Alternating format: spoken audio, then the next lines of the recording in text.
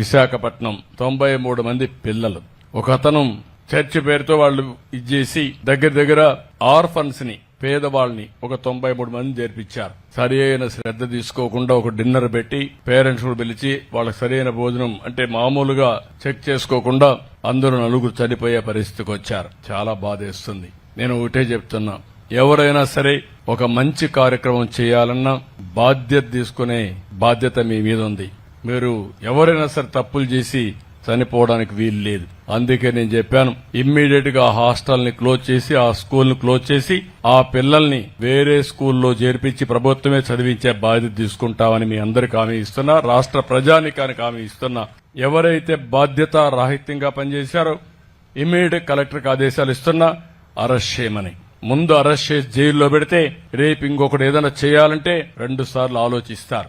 Negligence కూడా చాలా బాధ.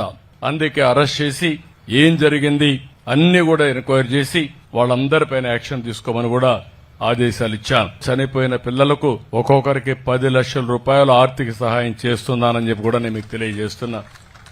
ఈ ప్రభుత్వం బాధ్యత తీసుకుంటాం.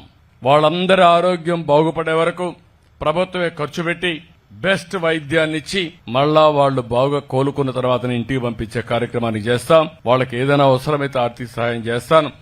కానీ మళ్లీ చెప్తున్నా, బాధ్యత తీసుకుంటాం. తప్పు చేసిన వాళ్ళని కఠినంగా శిక్షిస్తాం.